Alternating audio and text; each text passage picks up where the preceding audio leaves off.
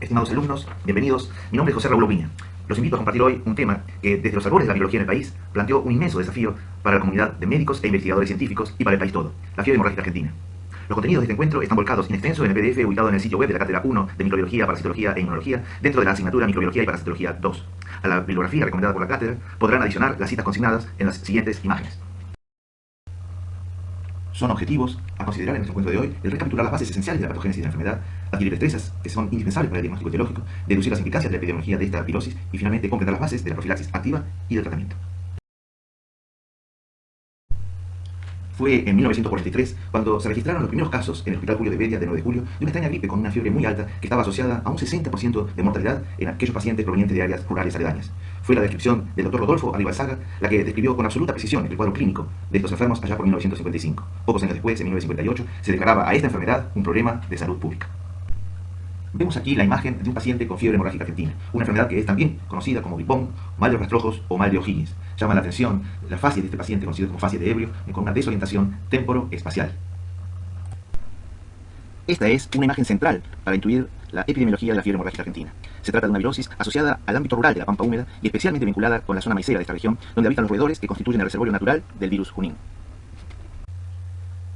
En esta imagen podemos apreciar dos roedores reservorios del virus Junín. En la parte superior vemos al así denominado ratón maicero o Calomis musculinus, y en la parte inferior a un ratón de la especie Acodon azarae. Estos roedores salvajes con infección persistente crónica con virus Junín eliminan el virus principalmente con la saliva y también con la orina, contagiando a roedores sanos y contaminando el medio ambiente, a partir del cual el hombre se infecta accidentalmente. En roedores silvestres, criados en el laboratorio, se ha podido demostrar la transmisión horizontal del virus Junín en Calomis musculinus y la transmisión postnatal vertical a través de leche y secreciones. Hasta el momento no se detectó transmisión prenatal en roedores infectados con Junín, como sí sucede con el virus de la coriomeningitis linfocitaria. Hasta el presente, las causas de la persistencia viral en los roedores no han sido totalmente dilucidadas. Finalmente, la infección experimental de otros roedores relacionadas desde el punto de vista filogenético y ecológico con el principal reservorio, es decir, con el Calomis musculinus, permitió demostrar que en condiciones experimentales también son sensibles a la infección Acodon molinae, Acodon dolores y Calomis callidus. Este último, a su vez, es capaz de desarrollar infecciones persistentes con eliminación prolongada de virus por fauces. Y si bien esto no significa que esos roedores sean reservorios naturales, presentan un riesgo potencial que deberá ser cuidadosamente explorado en un futuro próximo. Con esta imagen, deseamos rendir homenaje al entonces profesor titular de la Cátedra de Microbiología de la Facultad de Medicina de la Universidad de Buenos Aires, el Dr. Armando Parodi, quien conjuntamente con su grupo de colaboradores descubrió el virus Junín. Pocos meses después, el Dr. Ignacio Piroski identificaba también en el Instituto Malbrán al virus Junín como el agente causal de la fiebre hemorrágica argentina. Permitámonos compartir una brevísima reseña de ese año crucial en la historia de la fiebre hemorrágica.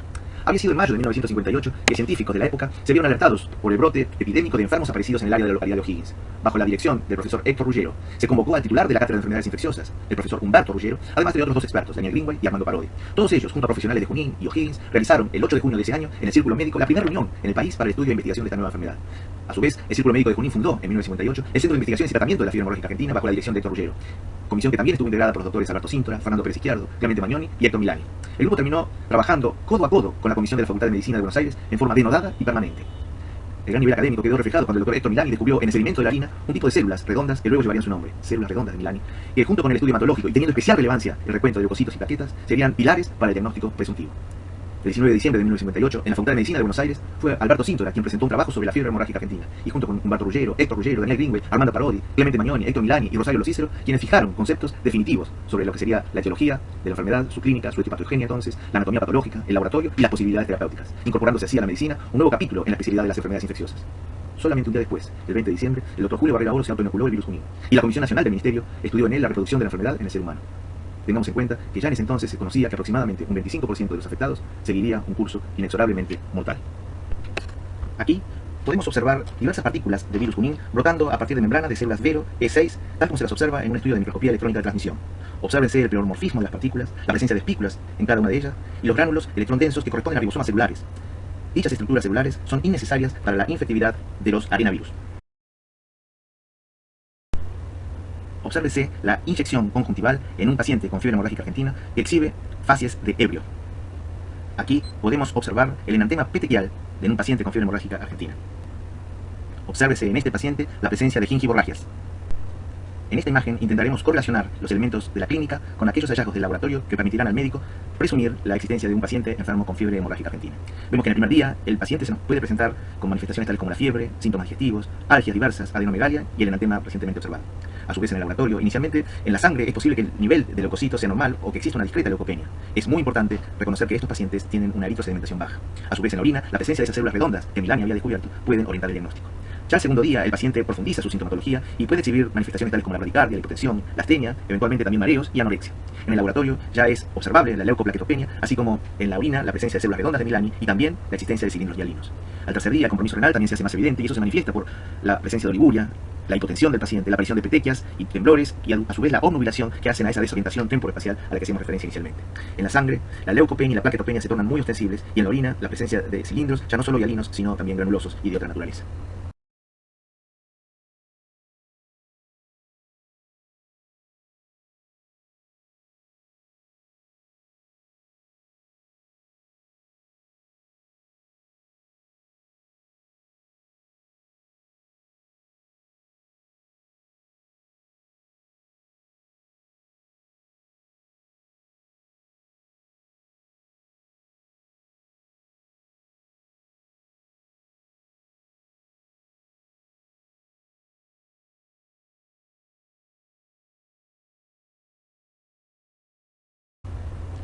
Nuevamente ante nosotros el virus Junín y su estructura pleomórfica. Vamos a ver ahora cómo compatibilizamos esta imagen obtenida mediante microscopía electrónica de transmisión con el esquema de su estructura en la imagen subsiguiente. Observamos aquí un esquema que representa una partícula viral de arenavirus. Vemos que se trata de una estructura aproximadamente esferoidal que contiene en su interior ribosomas, esos gránulos electrón densos a los que hacemos referencia recién, y también ribonucleoproteínas, que tal cual observamos en el recuadro amplificado hacia la derecha de la imagen, corresponde a estructuras de nucleoproteína y de RNA viral. Existen dos ribonucleoproteínas, dado que son dos los segmentos, uno pequeño o small y otro de mayor tamaño o large, que constituyen al ARN genómico del virus. Asimismo, constituyen esta partícula la proteína polimerasa, denominada con la letra L, y otra proteína que se conoce con el nombre de zeta por su capacidad de unión al zinc. Vemos en el recuadro superior izquierdo una estructura correspondiente a una espícula que está constituida por una glicoproteína de transmembrana, la glicoproteína 2, y en superficie expuesta la glicoproteína 1. Vemos en definitiva que las estructuras hasta aquí mencionadas tienen una función específica. Hemos mencionado la nucleoproteína N, que constituye per se un señuelo para las caspasas, en este caso para la caspasa 3 inhibiendo la apoptosis. La polimerasa viral, también con actividad nucleasa, y la proteína Z, que favorece la rotación y que se la reconoce como una proteína de matriz. En esta imagen podemos observar la distribución de arenavirus en el mundo. A la izquierda se representa el análisis filogenético realizado a partir de las secuencias nucleotídicas completas de las regiones genómicas codificantes de las respectivas polimerasas. La extensión de las barras horizontales es proporcional a la distancia genética existente entre los diferentes arenavirus. Vemos aquí que existen arenavirus que infectan reptiles, peces o mamíferos. Los arenavirus de mamíferos se clasifican en dos grandes grupos, los así denominados del viejo mundo, como por ejemplo el virus Lassa en África, o el virus de la coriomeningitis linfocitaria, también denominado LSM. O, por otra parte, los virus del nuevo mundo, que se agrupan según su cercanía filogenética en 4 clados o ramas, A, B, C y D. Los arenavirus del nuevo mundo patógenos para el hombre se encuentran en el clado B, e incluyen al virus Junín, causante de la fiebre hemorrágica argentina, los virus Machupo y Chacaré, causantes de fiebre hemorrágica en Bolivia, el virus Sabiá en Brasil y el virus Guanarito, causante de la fiebre hemorrágica venezolana. Es de especial interés mencionar la cercanía filogenética existente entre el virus Junín y el virus Tacaribe, que no produce enfermedad en el hombre. Ello, retrospectivamente, da sustento a los valiosísimos resultados obtenidos en cobayos y en el primate inferior, el así llamado Calitri-Chacux, que infectados experimentalmente para conferir protección heteróloga frente al ulterior desafío con virus Junín, resultaron en un modelo interesante para explorar la posibilidad de una vacuna a virus heterólogo. Así lo había demostrado el grupo de la doctora Weissenbacher hace varias décadas. Estas son las principales puertas de entrada del virus Junín en el humano: las escoriaciones de piel, la vía oral, la conjuntival y muy especialmente en nuestro tiempo, la inhalatoria.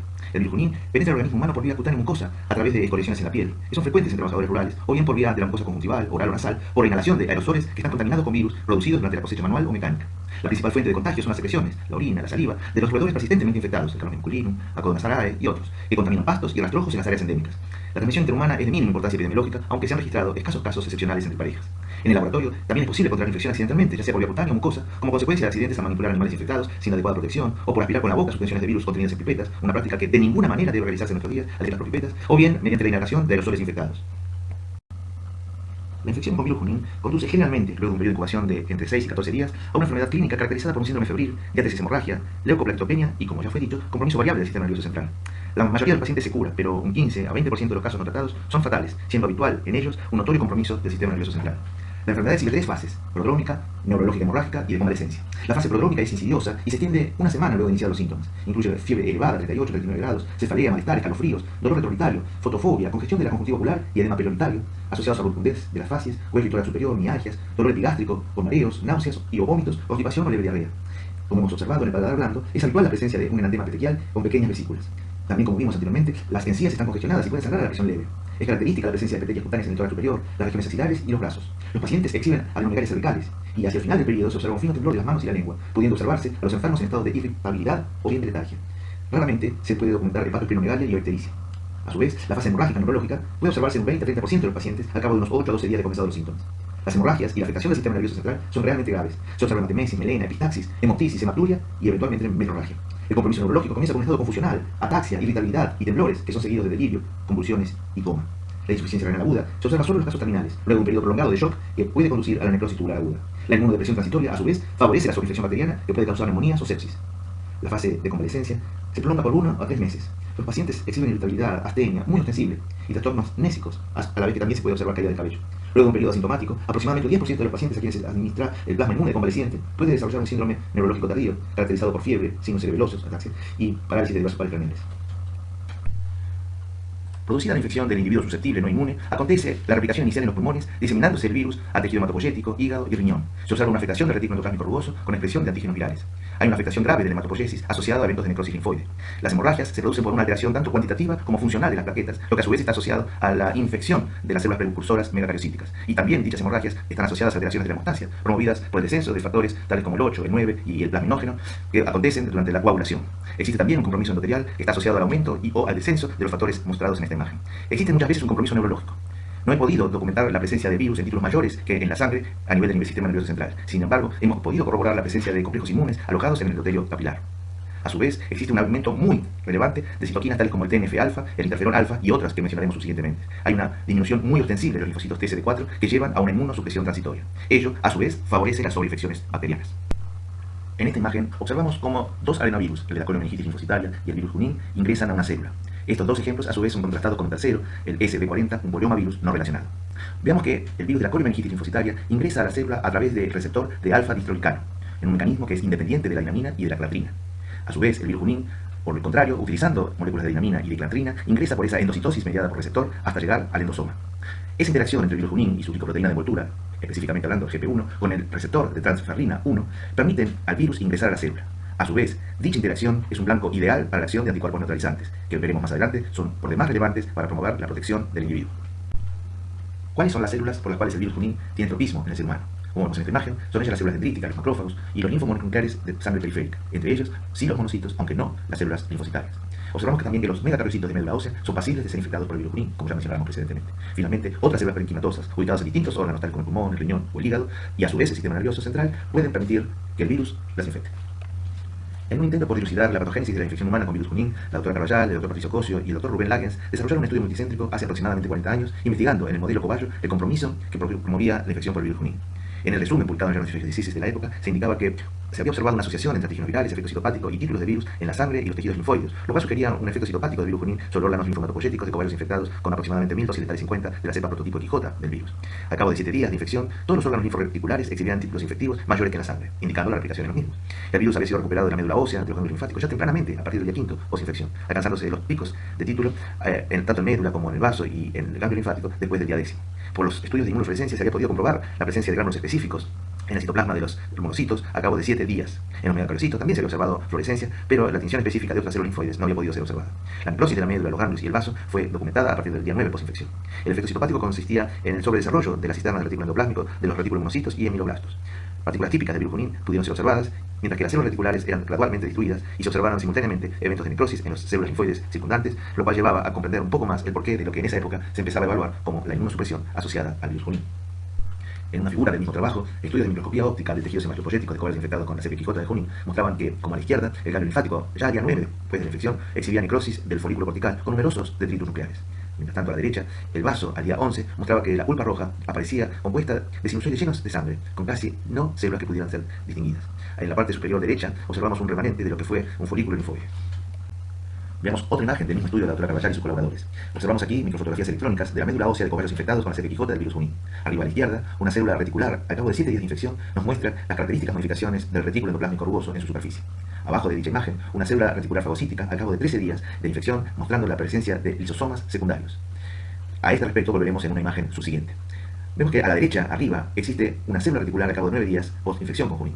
Obsérvese la presencia de múltiples viriones que parecen estar muy cercanos a la membrana plasmática.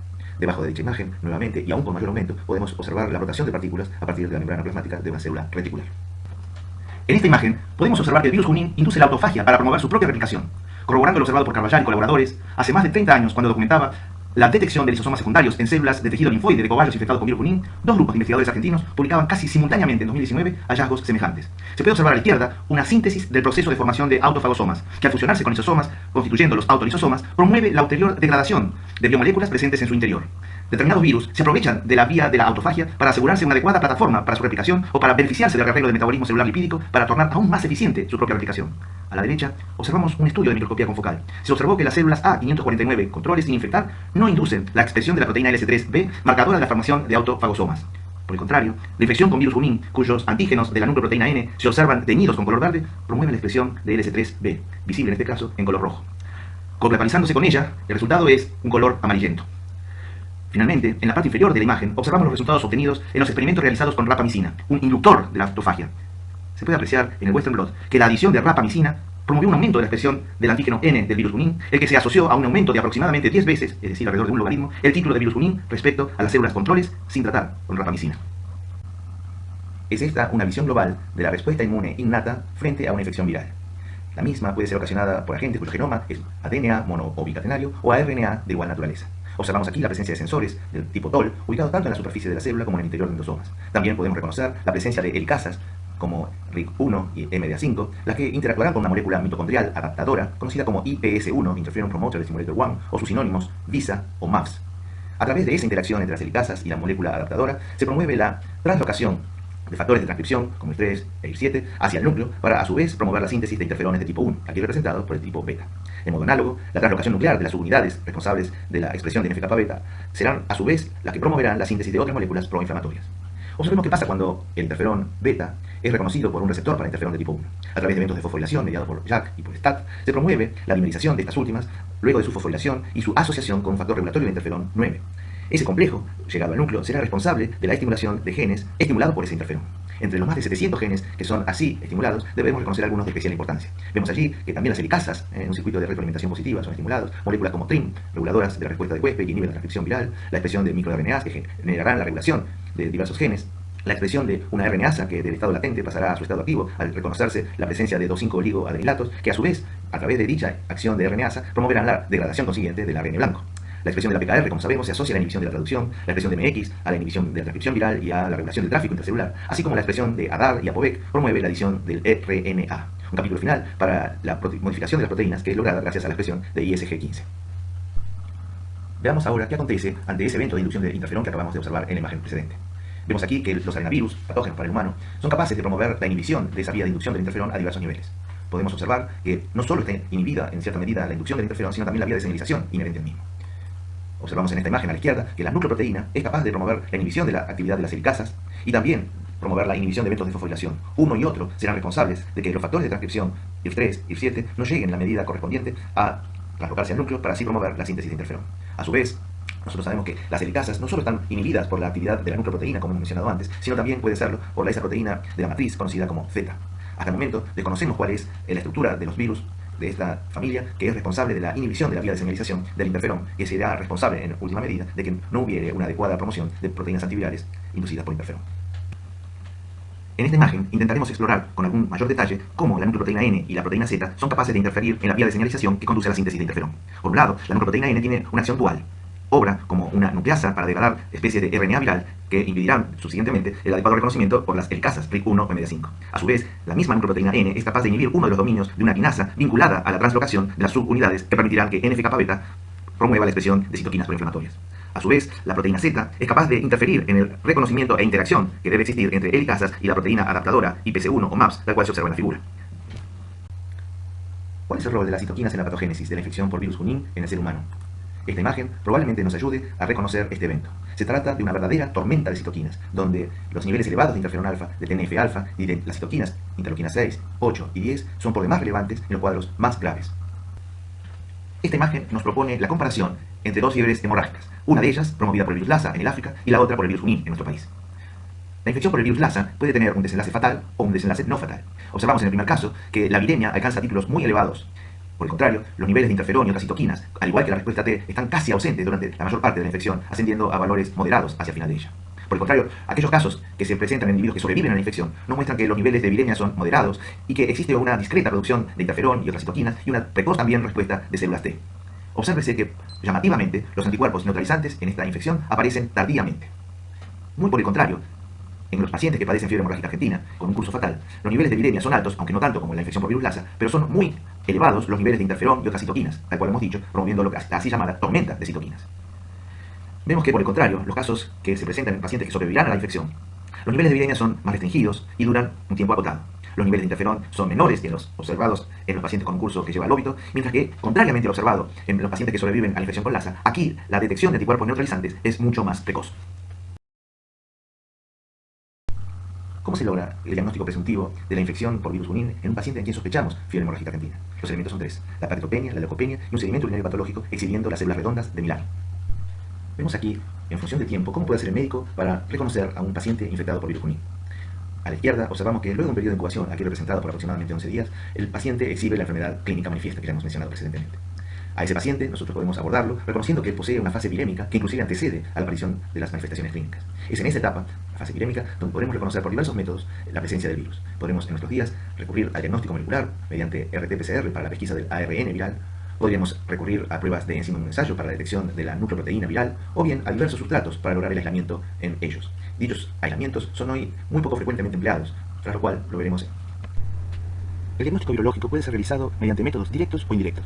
Consideraremos aquí los primeros. La toma de la muestra puede ser la sangre, o en el caso de autopsia también se obtiene a partir de vaso e hígado. Vemos aquí que clásicamente se habían utilizado técnicas de aislamiento con posterior identificación, sean cultivos celulares o animales sensibles, pero las mismas han sido paulatinamente reemplazadas por la detección de RNA viral mediante RT-PCR o también de la proteína N a través de pruebas de ELISA. Observamos aquí una prueba de ELISA para la detección de la proteína N del virus Junín durante la fase virémica que padece el paciente en la etapa aguda de la enfermedad. Detengámonos unos instantes en esta publicación pionera del profesor Víctor Romanowski y sus colaboradores. En ella se reportaba en 1995 el desarrollo de una técnica rápida para la detección temprana del RNA del virus Junín mediante transcripción inversa acoplada a una amplificación por PCR.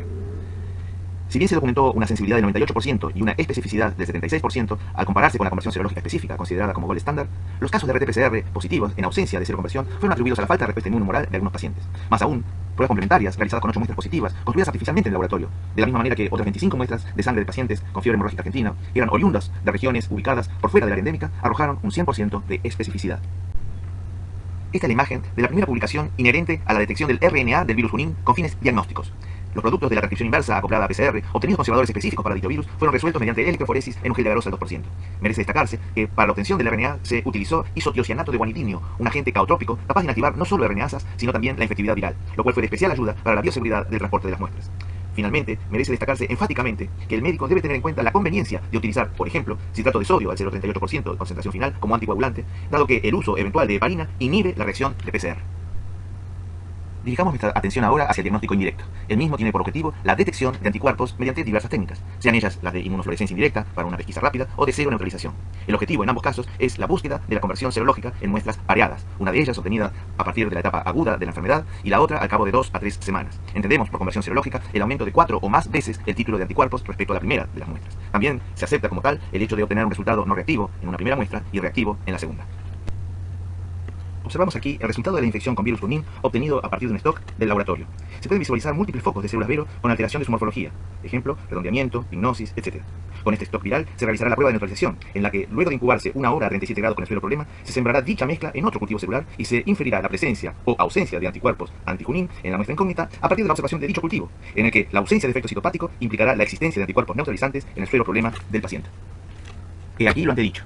La presencia de anticuerpos anti-Junín en el suelo del paciente han neutralizado el stock de virus del laboratorio. Dichos anticuerpos específicos en el suelo del paciente confirman el diagnóstico etiológico de la infección por virus Junín. Esta es una inmunofluorescencia indirecta para detectar la presencia de anticuerpos anti-Junín en el suelo de un paciente. Dicha prueba se realizó utilizando como sustrato células BHK, Baby Hamster Kidney, persistentemente infectadas con virus Junín, las que se incubaron durante 30 minutos a temperatura ambiente con suelo del paciente. Luego del lavado con solución tamponada de fosfatos, se adicionaron anticuerpos anti-gamma globulinas totales humanas, obtenidos en este caso en conejos, y que fueron marcados con isotiocianato de fluoresceína, procediéndose subsiguientemente a la incubación de las células ashidratadas durante 30 minutos y luego al último lavado. La imagen fluorescente, obtenida en microscopio, muestra gránulos citoplasmáticos que revelan la interacción entre los anticuerpos anti-Junín del paciente y la expresión de antígenos virales por las células BHK. Dicha interacción se pone en evidencia por la adición de los anticuerpos fluorescentes anti-gamma globulina humana. Es de destacar que los títulos de anticuerpos anti-Junín obtenidos por inmunofluorescencia no son necesariamente idénticos a los obtenidos por neutralización. Por favor, sírvanse de rever el esquema de diagnóstico exhibido precedentemente. Ello tiene especial relevancia al momento de seleccionar las bolsas de plasma de convaleciente para administrar como terapéutica a individuos infectados con virus Junín. En esta imagen podemos documentar cuál es el área endémica de la fiebre hemorrágica argentina. Como se mencionó precedentemente, en la década de 1950 el área afectada superaba los 16.000 kilómetros y la población potencialmente expuesta alcanzaba los 268.000 habitantes del noroeste de la provincia de Buenos Aires. Desde entonces, esta superficie se expandió a las provincias de Córdoba, Santa Fe y La Pampa, incrementándose la misma desde 1963 hasta el 1975 unas 5 veces. Actualmente abarca una superficie de unos 150.000 kilómetros cuadrados con una población a riesgo estimada en unos 5 millones de habitantes. La fiebre hemorrágica argentina presenta una incidencia estacional, con un pico en otoño, abril, mayo, junio, que coincide con las cosechas de maíz y de sorgo. Dicha incidencia está a su vez relacionada con el aumento de la densidad de roedores, lo cual favorece el contacto del trabajador rural con los reservorios infectados. La mayor incidencia en trabajadores rurales, es decir, varones entre 20 y 40 años, es debido a una mayor exposición al virus por la índole de las tareas agrícolas. Dentro de las áreas endémicas existen variaciones en la incidencia de la enfermedad de año a año, de acuerdo a las zonas. También se han observado variaciones en la incidencia global de esta enfermedad, que fue aún mayor durante los primeros 15 años desde su aparición, registrándose una significativa disminución en las subsiguientes décadas, pero más pronunciadamente desde la institución de la vacunación con Candid 1. En áreas endémicas, las especies de roedores que se han capturado persistentemente infectadas son Calomis musculinus, un 28%, es decir, el principal reservorio, Calomis laucha, el 20%, y en menor proporción Acodonas arae y Mus musculus. Sin embargo, en zonas alejadas del área conocida como endémica, también se han capturado roedores infectados. En 1983, en Pila, provincia de Buenos Aires, se capturaron Acodon infectado y se demostraron infecciones subclínicas en pobladores que no habían abandonado esa zona en ocasión alguna. Otras encuestas serológicas demostraron que las infecciones inaparentes o subclínicas ocurren en aproximadamente el 4% de los residentes en las áreas endémicas, mientras que el 96% restante de la población continúa siendo susceptible. Las causas de estas infecciones inaparentes se desconocen, aunque debe tenerse en cuenta que las oportunidades para la transmisión del virus pueden cambiar. Por ejemplo, en las epidemias iniciales, la enfermedad afectaba a trabajadores en la cosecha del maíz. Coincidentemente, los campos de maíz presentaban mayor densidad de roedores reservorios que los campos de soja u otros cereales. De allí que se postulara la necesidad de favorecer el cultivo rotativo de soja y girasol para contribuir a un control ecológico de la fiebre hemorrágica. Sin embargo, son muchos los factores que deben tenerse en cuenta. Por ejemplo, además del principal reservorio, Calomis musculinus, existen otros que o bien están infectados en la naturaleza, Acodonas arae, o bien pueden serlo potencialmente, ya que se ha demostrado la infección experimental en ellos. Esto significa que, hipotéticamente, el área endémica actual podría extenderse a otras áreas cuando ocurran cambios en los cultivos u otros factores climatológicos que favorezcan el aumento de roedores reservorios y se facilite la exposición del hombre a los mismos. Los roedores se reproducen desde los meses de primavera hasta principios de otoño. La mayor densidad de los mismos se registra a fines de verano y otoño, época de cosechas, decayendo en invierno debido a las heladas y a la falta de cobertura vegetal. La actividad agrícola puede modificar la cantidad de roedores. Así, en zonas endémicas donde se habían realizado cultivos intensivos de maíz, se demostró un aumento de la densidad de Calomis y disminución de los sistemas ecológicos de control de los mismos, tales como las especies predadoras, aves, mamíferos silvestres y otros roedores competidores. Debido a ello, se ha sugerido la rotación de los cultivos y el pastoreo intensivo de los campos antes de cultivo como un método para disminuir la cantidad de Calomis musculinus. Estos son los datos epidemiológicos de la fiebre hemorrágica argentina registrados en el año 1979. Podemos observar que el área expuesta rondaba aproximadamente los 100.000 km², que la población a riesgo ascendía a aproximadamente 1.200.000 personas y que en ese año se registraron 330 casos. Era conocido en la época el rol principal que como reservorios del virus ejercían dos crisétidos, el Calomis musculinus y el Calomis laucha, los que, con su saliva y su orina, contaminan los rastrojos. Veamos ahora qué nos deparan los datos registrados en el año 2018 respecto a los barismos anteriormente mencionados. En ese año, la población humana expuesta ascendía a aproximadamente 5 millones de individuos y si bien los casos notificados fueron 239, los confirmados solo ascendieron a 7. En esta imagen podemos observar el registro de casos notificados de fiebre hemorrágica argentina a lo largo de los años en la década de los 80, los 90 y el comienzo de este siglo. Observamos que hasta la institución de la vacuna Candid 1 contra la fiebre hemorrágica argentina, el número total de casos oscilaba en el orden de los cientos de ellos anualmente. Fue a partir de la institución de la vacuna Candid 1 que dicho registro disminuyó drásticamente a partir de entonces, lo cual se mantiene hasta nuestro tiempo. Esta es una gráfica complementaria a la de la imagen anterior. Vemos aquí registrados los casos de fiebre hemorrágica, ya sean que fueron notificados o que también hubieran sido confirmados. Observamos que desde la década de los años 50 hasta el presente, los brotes epidémicos anuales tuvieron oscilaciones, que como decíamos, en el último tiempo estaban rondando el orden de los cientos de casos, pero que en el inicio de los brotes epidémicos alcanzaba inclusive a superar los 3.000 casos anuales. Vemos aquí que nuevamente, con el inicio de la vacunación, decrece drásticamente el número de casos notificados, así como también el de los que son confirmados. Esta tabla complementa los datos consignados en el gráfico de la imagen anterior. Vemos aquí el registro de casos confirmados entre los años 2012 y la semana 43 del año 2019. Ello corresponde al registro del Ministerio de Salud y Desarrollo Social de la Nación. Observamos que el máximo número de casos confirmados aconteció en 2013, mientras que el mínimo, que fue de 7 casos, ocurrió en 2018. Estos casos confirmados de fiebre hemorrágica corresponden a individuos que no habían recibido la vacunación correspondiente para prevenir la fiebre hemorrágica argentina. Esta imagen nos muestra en los extremos superiores de la misma a dos de los principales investigadores argentinos que estuvieron involucrados en el desarrollo y la subsiguiente evaluación de una vacuna atenuada para prevenir la fiebre hemorrágica argentina, el Dr. Julio Barrera Oro y el Dr. Julio Isidro Maestegui. El primero desarrolló el inmunógeno vacunal en un laboratorio de Estados Unidos, documentó su inocuidad en monos rhesus y la probó subsiguientemente en sí mismo y en un reducido grupo de voluntarios norteamericanos. Subsiguientemente, dicha vacuna fue sometida a una evaluación a campo durante 2 años epidémicos, la que fue monitoreada por el Dr. Maestegui. Se realizó entonces un ensayo prospectivo, doble ciego, aleatorio, placebo control, para determinar la eficacia de la vacuna Candid 1. Para ello, se inocularon 3.255 individuos provenientes de diferentes localidades del área endémica con la vacuna Candid 1, y un número semejante de individuos de dichas zonas recibió placebo. En todos los casos, la administración de vacuna o placebo se mantuvo desconocida al momento de su aplicación, pero era registrada cada dosis administrada con un código individual. Al cabo de 2 años epidémicos, se procedió a decodificar dicho registro, documentándose el número de enfermos de fiebre hemorrágica argentina, observado entre quienes habían recibido la vacuna o el placebo. Mayúscula fue la sorpresa y la desazón entre los investigadores y el personal de salud cuando se observó que el primero de los 23 individuos que habían padecido la fiebre hemorrágica durante el periodo de observación del estudio correspondía a una persona vacunada con la cepa Candid-1. Para satisfacción de todos los presentes, los 22 casos subsiguientes correspondieron a individuos a quienes solo se le había administrado placebo. Esto determinó que la eficacia de la vacuna para la prevención de la fiebre hemorrágica argentina fuese del 95.5%, superando los estándares de excelencia requeridos por la Organización Mundial de la Salud.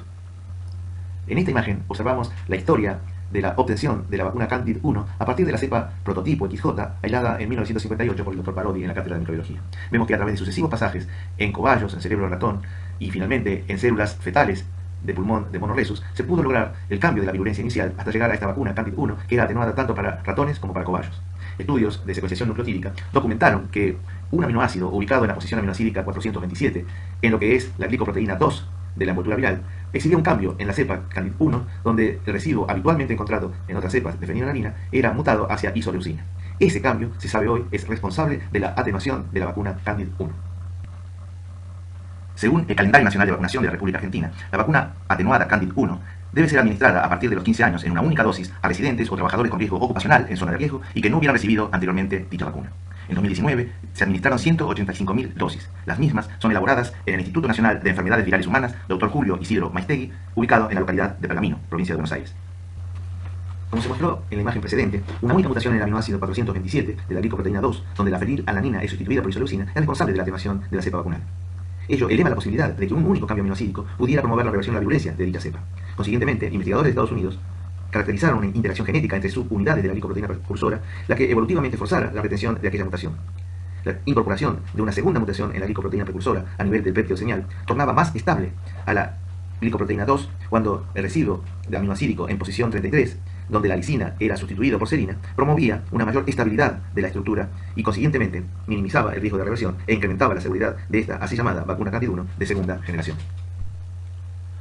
Sustentado en los estudios pioneros que habían desarrollado los discípulos del profesor Armando Parodi en la cátedra de microbiología de la Facultad de Medicina de la Universidad de Buenos Aires, el Dr. Julio Maistegui concluyó que la administración de plasma humano de convaleciente de fiebre hemorrágica argentina es una eficaz terapéutica, por una dosis de 3.500 unidades terapéuticas por kilo de peso dentro de los primeros 8 días de iniciada la enfermedad. Una eventual complicación que acontece en aproximadamente el 10% de los pacientes que reciben esta terapéutica es la aparición de un síndrome neurológico tardío. Estudios recientes documentaron que el plasma de convaleciente de individuos previamente infectados por virus Junín contiene anticuerpos neutralizantes dirigidos contra la glicoproteína 1 y específicamente contra el determinante que es responsable de la unión al receptor celular. A modo de síntesis, para concluir, podríamos mencionar que la fiebre hemorrágica argentina es una enfermedad hemorrágica causada por el virus Junín, un adenovirus transmitido por roedores de campo. El diagnóstico presuntivo de la enfermedad se asocia a leucoplaquetopenia y a la presencia de células redondas en orina. El diagnóstico etiológico puede realizarse tanto por métodos directos durante la fase virémica, por ejemplo una RT-PCR para detectar el RNA viral, o un ELISA para hacerlo contra la proteína N, o mediante métodos indirectos, indagando la presencia de conversión serológica entre dos muestras pareadas de suero. Existe una vacuna atenuada, Candid-1, que es eficaz. El tratamiento con plasma inmune de convaleciente de fiebre hemorrágica argentina es eficaz para disminuir la mortalidad si se administra dentro de los primeros 8 días de enfermedad, ya que contiene anticuerpos neutralizantes para el virus Junín.